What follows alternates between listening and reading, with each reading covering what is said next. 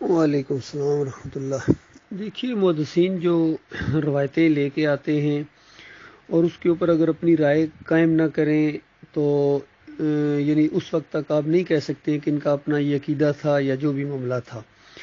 اس کی بڑی دلیل یہ ہے کہ امام بخاری رحمۃ اللہ علیہ کے استاد ابراہیم نخعی نے اپنی کسی محفل کے اندر کہا کہ دیکھیں، اہل علم لوگ ہیں، ان کے پاس ہر طرح کی روایتیں موجود ہیں، لیکن عام عوام جب ان چیزوں کو پڑھے گی تو ان کو صحیح اور غلط کے درمیان فرق نہیں ہو سکے گا۔ علماء جانتے ہیں، کاش میرے شاگردوں میں کوئی ایسا شاگرد بھی ہو جو صحیح اور غلط کو علیحدہ علیحدہ بیان کر دے تاکہ عوام کے لیے مسئلہ حل ہو جائے۔ تو امام بخاری رحمۃ اللہ علیہ کہتے ہیں کہ میرے دل کے اندر یہ بات اتر گئی اور میں نے فیصلہ کیا کہ میں یہ کام کروں گا۔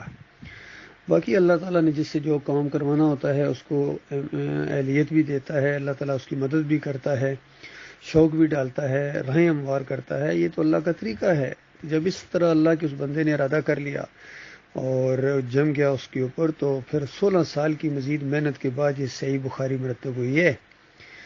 اور گویا جو دوسری کچھ روایتیں تھیں جو تاریخ صغیر یا تاریخ کبیر کے اندر وہ لائے تھے، تو اس کا مطلب ہے اگر اس کے اندر کوئی ایسی چیزیں آ گئی ہیں اور صحیح بخاری مرتب کرنے کے بعد وہ والی روایتیں وہ اس میں نہیں لائے ہیں، تو گویا یہ اعلان ہے ان کی طرف سے کہ یہ میرے معیار کے اوپر پوری نہیں اترتی ہیں۔ اسی طرح امام بخاری اور مسلم کے بعد جو دوسرے محدثین گزرے ہیں، انہوں نے بھی اپنی کتابوں کے اندر کئی ایسی روایتیں لائے ہیں، لیکن جب تک وہ اس کا یہ عقیدہ ثابت نہ ہو اور دوسری جگہ اس نے اس کے اوپر زور نہ دیا ہو، تب تک اس کے اوپر فتویٰ نہیں لگ سکتا ہے۔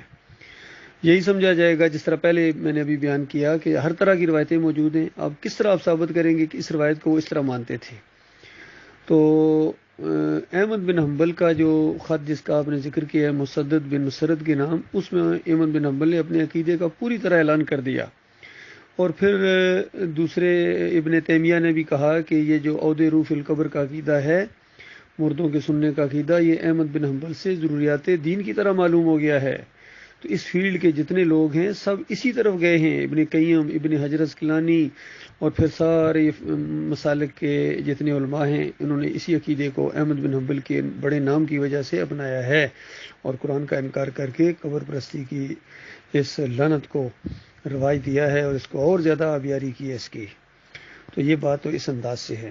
باقی جو آپ نے دوسرے سوال کے اندر یہ بات کہی ہے کہ آپ نے یہ مجھے کہہ رہے ہیں آپ نے یہ ثابت کیا ہے کہ اس لشکر کے سالار یزید ابن معاویہ رضی اللہ تعالیٰ، تو یہ میں نے نہیں ثابت کیا ہے، یہ امام بخاری نے ثابت کیا ہے، نام لے کے اس اللہ کے بندے نے، کہ یہ جو لشکر ہے، اول جیش من امتی یغزون مدینۃ القیصر مغفور لہم، مدینۃ القیصر کا مطلب ہے کیسر کے دارالحکومت کے اوپر، اور وہ قسطنطنیہ ہے۔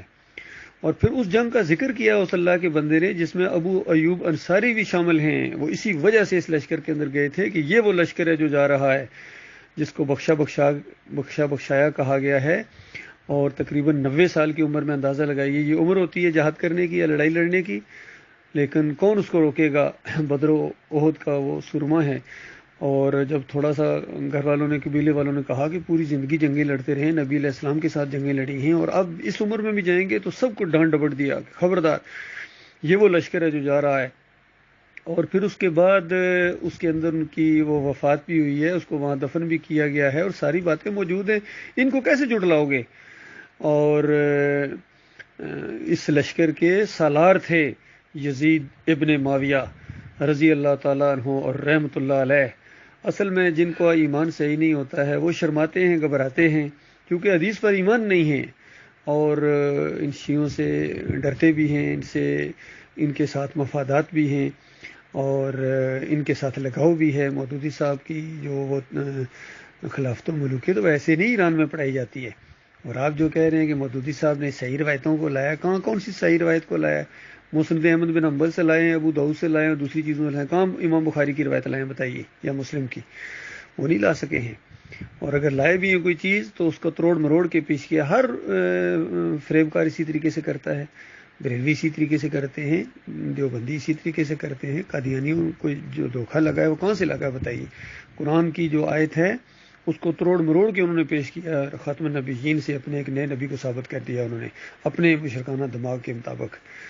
اسی طرح بریلویوں نے نبی علیہ السلام کو عالم الغیب ثابت کر دیا قرآن آیات کے ذریعے۔ شاہ ولی اللہ کہتے ہیں کہ وحدت الوجود اور وحدت شہود کو ہم قرآن کی ایک ایک آیت سے ثابت کر سکتے ہیں۔ اب بتائیے کیا کہیں گے؟ ڈاکٹر اسرار کہتے ہیں کہ وہ جو وحدت الوجود کا عقیدہ ہے، سورہ الحشر کی ان آیتوں کو پھر کیا معنی لوگے؟ هو الاول والآخر ظاہر والباطن، تو وحدت الوجود ہی تو ہے، تو بتائیے اب کیا کریں؟ قرآن سے ثابت کر رہے ہیں ڈاکٹر اسرار صاحب، تو بتائیے ان سب کا یہی معاملہ ہے۔ باقی ابو جابر دامانی کا جو آپ نے نام لیا، یہ طاغوت کی محبت کے اندر ڈوبا ہوا فریب کار، یہ اجرتی، یہ کفر و شرک کے رکھوالی کرنے والا، اس کی بات پیش کر رہے ہیں۔ اور اس دور میں جو موحد عالم دین گزرے ہیں، انہوں نے جو تحقیق کی ہے، ان کی کوئی اہمیت نہیں ہے آپ کے نزدیک؟ ڈاکٹر مسعود الدین عثمانی رحمۃ اللہ علیہ جو عالم دین ہیں، آرمی افسر بھی ہیں، بہت ہی ماڈرن علوم کے ماہر بھی ہیں اور جرت والے عالم دین گزرے ہیں، وہ دین کو اجرت کا ذریعہ نہیں انہوں نے بنایا، بلکہ فتویٰ دیا ہے کہ یہ جو اجرت لیتے ہیں دین کے اوپر، نماز اذان کے اوپر اجرت لیتے ہیں اور یہ مدرسے چلاتے ہیں، یہ سارے کے سارے حرام خور اور دین بیچنے والے دکاندار ہیں۔ تو اس انداز سے دیکھیے علماء، دونوں طرف علماء موجود ہیں۔ اب آپ کی مرضی ہے، جس طرح کے آپ کا اپنا مزاج ہوگا اس طرح کے علماء آپ کو اچھے لگیں گے۔ ٹھیک ہے جی، اوکے، اللہ حافظ۔